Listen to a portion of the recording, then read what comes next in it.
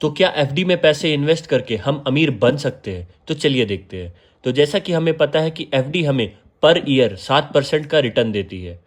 तो मान लो आपने आज 1 लाख इन्वेस्ट किए, 1 साल के बाद आपके 1 लाख 1,07,000 बन जाएंगे। और जैसा कि हमें पता है कि इन्फ्लेशन मतलब महंगाई भी हर साल 6% के रेट से बढ़ रही है।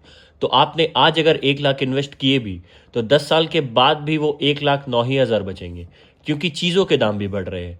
तो नेट इन्फ्लेशन को एडजस्ट करने के बाद आपका रियल प्रॉफिट बचेगा ज़ीरो। तो एफडी से हम अपने पैसों को सिक्योर कर सकते हैं। वेल्थ जनरेशन करने के लिए एफडी नहीं है।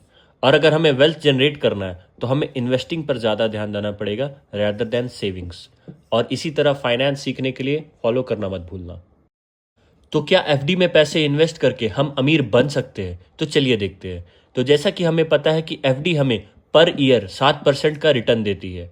तो मान लो आपने आज 1 लाख इन्वेस्ट किए, 1 साल के बाद आपके 1,07,000 बन जाएंगे। और जैसा कि हमें पता है कि इन्फ्लेशन मतलब महंगाई भी हर साल 6% के रेट से बढ़ रही है। तो आपने आज अगर 1 लाख इन्वेस्ट किए भी तो 10 साल के बाद भी वो 1,09,000 बचेंगे, क्योंकि चीज़ों के दाम भी बढ़ रहे हैं।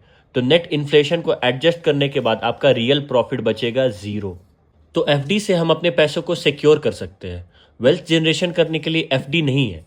और अगर हमें वेल्थ जनरेट करना है तो हमें इन्वेस्टिंग पर ज़्यादा ध्यान देना पड़ेगा rather देन सेविंग्स। और इसी तरह फाइनेंस सीखने के लिए फॉलो करना मत भूलना।